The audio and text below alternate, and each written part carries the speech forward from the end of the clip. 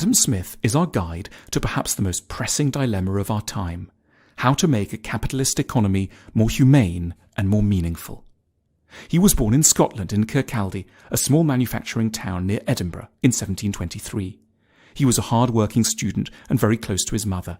He then became an academic philosopher, wrote a major book about the importance of sympathy, and lectured on logic and aesthetics. He was also one of the greatest thinkers in the history of economics, in part because his concerns went far beyond the economic.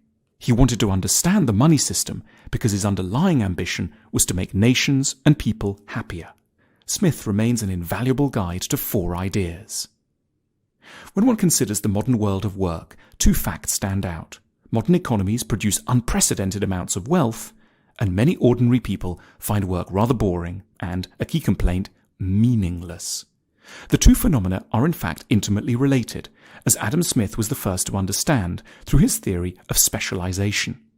He observed that in modern businesses, tasks formerly done by one person in a single day could far more profitably be split into many tasks carried out by multiple people over whole careers. Smith hailed this as a momentous development.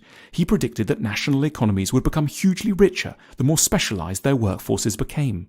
One sign our world is now so rich, Smith could tell us, is that every time we meet a stranger at a party, we're unlikely to understand what they do. The mania for incomprehensible job titles like logistics supply manager, packaging coordinator, or communications and learning officer prove the economic logic of Smith's insight. But there is one special problem with specialization: meaning. When businesses are small and their processes contained, a sense of helping others is readily available. But when everything is industrialized, one ends up as a tiny cog in a gigantic machine whose overall logic is liable to be absent from the minds of people lower down in the organization. A company with 150,000 employees distributed across 4 continents, making things that take 5 years from conception to delivery, will struggle to maintain any sense of purpose or cohesion. So Smith discerned that bosses of the specialized corporations of modernity have an extra responsibility to their workers, to remind them of their purpose, role, and ultimate dignity of their labor. Smith's age saw the development of what we'd now call consumer capitalism. Manufacturers began turning out luxury goods for a broadening middle class. Some commentators were appalled. The philosopher Jean-Jacques Rousseau wished to ban luxury from his native Geneva. He was a particular fan of ancient Sparta and argued that his city should copy its austere martial lifestyle. Disagreeing violently, Smith pointed out to the Swiss philosopher that luxury consumerism in fact had a very serious role to play in a good society. It generated the surplus wealth that allowed societies to look after their weakest members. Consumer societies, despite their frivolity, didn't let young children and the old starve, for they could afford hospitals and poor relief. So Smith defended consumer capitalism on the basis that it did more good for the poor than societies devoted to high ideals. That said, Smith held out some fascinating hopes for the future of capitalism. He didn't want it to stay stuck at the frivolous level forever. He observed that humans have many higher needs that currently lie outside of capitalist enterprise.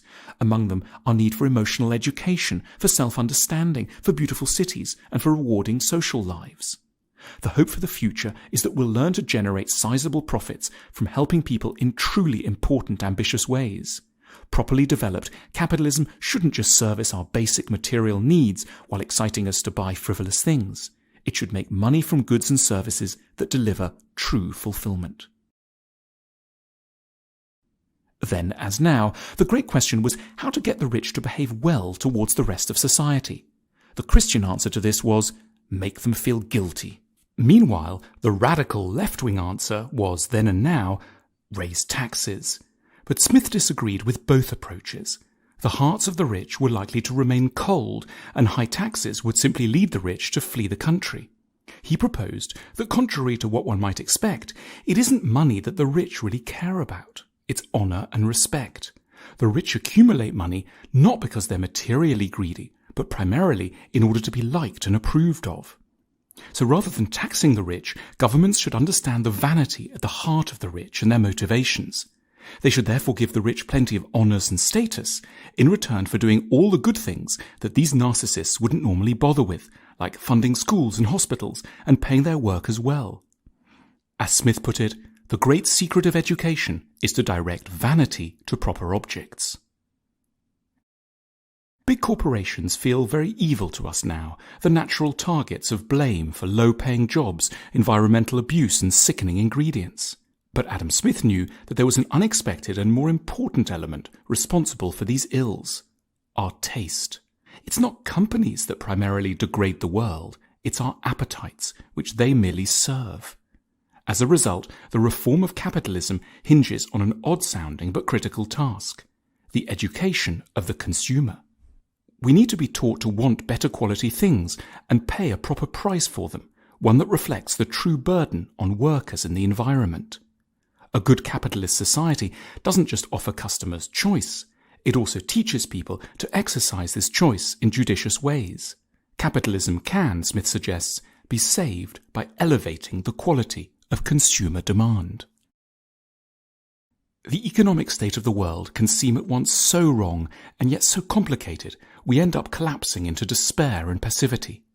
Adam Smith is on hand to lend us confidence and hope. His work is full of ideas about how human values can be reconciled with the needs of businesses.